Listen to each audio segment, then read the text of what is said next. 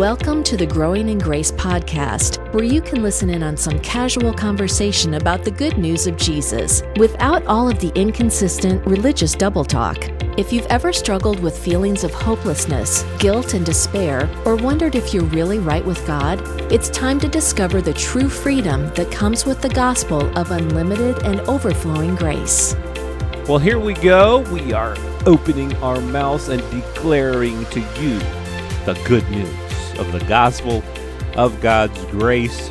We're so thankful that in today's day and age we have not only our mouths in which we can declare this, but the internet and all the different ways that a person can listen to our Growing in Grace podcast. By the way, I'm Joel Brueseke, and along with me, Mike Kapler. We've been talking some. This is fun stuff for us. I hope it's some fun stuff for you too. But regarding the Gentiles and how the Jewish people back in the early days of the church didn't necessarily understand and weren't really preaching the gospel to too many Gentiles, even though God had declared this message, this gospel, is for everybody, and it's the same for everybody. It's a message of God justifies ungodly people. God justifies the ungodly by His grace, by grace through faith, and it's the same whether you're a Jew or a Gentile. Now, in those early days, we can understand there was a transition going on. These Jewish people had been under the law for years and years and years, centuries, and all of a sudden, this Messiah comes along. He enters the picture, and they have no reason to really understand or think that the law has been done away with unless someone comes along and tells them and helps them to have that understanding. Now, their scriptures had said, this will happen, God has chosen that the Gentiles will be part of this too, but they didn't quite understand this. And so we've been going on for a few weeks here with this series about how it took a while in those early days and years of the church for this message to get through to the Gentiles. And we were in Acts 13, and then we got through 15, where it wasn't understood by these Jewish people that the Gentiles didn't have to keep the law. There was some debate, and we talked last week about how, okay, maybe these Gentiles don't have to keep the law after all. And so James enters the picture. By the way, go back if you haven't listened to last week to catch up to where we're at this week. But James enters the picture after Peter has made a little speech that, hey, Gentiles, they don't have to keep the law. Why would we put that yoke on them? Why would we put that burden on them that our fathers couldn't do it? We can't do it. Why would we put the yoke of the law on these Gentile believers? And then James seems to agree, but then, and this is where you left off last week, Cap, but then he brings up some four things. And we're going to talk about those four things that are kind of a little bit interesting for us to try to put our heads around in regard to, isn't this gospel supposed to be apart from law? And so we'll talk about some of that this week. Joel, I hope we can get through these two verses in this program. There's a lot. Let's commit to that, regardless of how short or long the program may turn out to be, because I don't want us to lose our train of thought on this, and yet I think we want to take some extra time to dive into verses 19 and 20 of Acts 15 because they're so easy to skim over. We've talked about them a little bit before through different contexts, different programs, but I think we want to take it a step further based on, like you said, the series we've been doing here on Gentiles coming to Christ and why it took so long for it to happen, and then these controversies that were taking place. So James says he just read from the prophets and pointed out that, hey, we can't really deny that Gentiles are meant to be saved. It says it right here, Old Testament, black and white. Therefore, it is my judgment, it is my opinion that we do not trouble those who are turning to God from among the Gentiles. Now, this thing about judgment, it is my judgment. Strong's 115 is the word. It's really just that. It's a judgment. It's an opinion. And it's based on making a decision. An opinion, a judgment, you're making a decision that is based upon that opinion or perspective. And that's what James is doing here. I mean, that's what a judgment is. That's what an opinion is. We hear it a lot in law-based circles, even today, with lawyers and stuff. Different judgments that are made, opinions that are written, even by like the Supreme Court, for example, where there's often disagreement on what a law actually means. But James is saying we're not going to trouble the Gentiles with giving them the law. They never had the law. They were never in a covenant with God. I know I'm putting words into James' mouth here just to try and clarify, but so we're not going to trouble them with the law and the circumcision and all the stuff that some of you have been advocating for. But let's write to them to tell them to abstain from things I'm in the New American Standard here, Joel. We write to them that they abstain from things contaminated by idols, from fornication.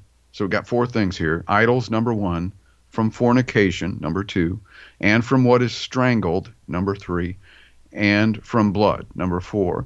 These are all probably quite related to each other. We'll maybe hit on fornication later, not because it isn't just as important, but we'll get to that later for obvious reasons once we get there. So these are 2 verses that are easy to skip over. It's my judgment that we don't trouble the Gentiles, but that we write to them. Really, it's verse 20 and 21 that are easy to skip over, because we kind of read these things and we're not really relating to them. Right. Let's write and tell them this. Stay away, abstain from idols, fornication, what is strangled, and from blood. And then he says this, for Moses from ancient generations has in every city those who preach him, since he is read in the synagogues every Sabbath. So it's almost like everything up until about verse 19, and then starting up again in 22, we've got this fine print in here, especially in verses 20 and 21. It's almost like for fine print here, right? For Moses from ancient generations, every city preaches. And then we kind of move on. Well, that seemed good to the apostles and the elders, and we move on. Well, what did he say here? Right. That's what we want to get into here, Joel. What is he saying in verse 20? I don't know if you want to step in here, and then I'll follow up with you. Yeah, well, like you say, it's easy to gloss over this stuff because I have done it for years. I mean, I had taken a theology course through a church years ago, and they, as part of the course, they mentioned this verse 20, and what James had said, but we write to them to abstain from things polluted by idols, from sexual immorality or fornication, from things strangled, and from blood. And then on the question on a test that we took, that we didn't really have points that you got from it, but the question was this a suggestion or was this a commandment? And really you could answer it however you believe, but in their answer key in the back of the book, it was a commandment. And it was like, this is something that was commanded. So in their opinion, it was a commandment. But here, like you said, it was James's opinion. So you have right there that it's an opinion. But these things, they do come from the law. And I know you have a lot more to say about this than I do. I mean, I'll let you get on that. But the interesting thing to me, for Moses, verse 21, for Moses has had throughout many generations those who preach him in every city, being read in the synagogues every Sabbath. So what is James saying here? I know that people can look at this in a lot of different ways, but what is James saying here? Why would he even bring up Moses? We just got done saying that the Gentiles don't have to keep the law of Moses. But then he adds these 4 things, and we'll get into that. But why would he bring up Moses has throughout many generations those who preach him in every city, being read in the synagogues every Sabbath? So what? That's not what we're doing here. We're telling the people they don't have to keep the law of Moses. So what we think James might be saying here is that, hey, these Gentiles, they can just, if I kind of would like them to hear the law, and so they can go into the synagogues every week and they can hear the law being read, because that's what happens in the synagogues. Moses is read every week in the synagogues. And so there's something that Gentiles can do. So he's not really leaving the law behind. James here is not leaving Moses behind. But I go back to Acts 13, which we talked about a few weeks ago. What happened with Paul. Paul stood up, Acts 13:16. I didn't mention this during when we talked about Acts 13, but this stood out to me. when we were looking at this verse from Acts 15. Paul stood up, motioning with his hand. The God of this people chose our fathers and exalted the people when they dwelt as strangers in the land of Egypt. So he was in the synagogue, and they asked Paul, do you have anything that you would like to exhort the people with? And here's the thing that I get out of this. Paul preached Jesus. They asked him if he wanted to give an exhortation. Paul then preached Jesus to the Jews, not law. And he said that through Jesus came the forgiveness of sins and justification that cannot come by the law of Moses. So you see Paul in a Jewish synagogue saying, guess what? What I'm preaching is Jesus. What you cannot get from the law, you get through Jesus. So you need to leave the law behind. James here in Acts 15 is saying, for Moses has had throughout many generations those who preach him in every city, being read at the synagogues every Sabbath. So if the Gentiles, they can go to the synagogues and hear the law being preached. Now, if a Gentile would go to a synagogue, what are they going to hear preached? They're going to hear the law preached. They're not going to hear Jesus. So why would he even bring this up? I think that even in his mind, and again, we'll get into these things that I know you have a lot to say about, Cap, that I think the law had not completely escaped James' mindset when it comes to the daily lives of people who had believed in Jesus. I think that's correct. And it also ties in with what he said in verse 20, which was law-based stuff. So I've got, Joel, I don't often do this, but I've got some things I just want to highlight here that I pulled out of several different Bible commentaries, because I think it will help shed some light on verse 20 and 21 for that matter in Acts 15. So let me run through some of this real quick so we can all kind of begin to relate to what was going on here in this culture at this time in this debate. So the commentator in this case says regarding the idols, under the religion of Greece and Rome, sacrifices were so common that it might fairly be taken for granted that the flesh at any festival meal had been so offered. In other words, this was a common practice in their culture for these Gentiles. But a small portion of the flesh was burnt upon the altar. The rest was cooked for either a household meal or sent to market for sale. Such meat was, in the eyes of the Jews, polluted, and the history of Daniel and his companions showed this in Daniel chapter 1. They rejected some food because of this. So here was a new stumbling block. Commentary continues here. Here was a new stumbling block, and the Gentile was required to avoid this situation also. It involved many sacrifices and would result in privations, which means to deprive oneself of necessities or comforts, resulting in hardships.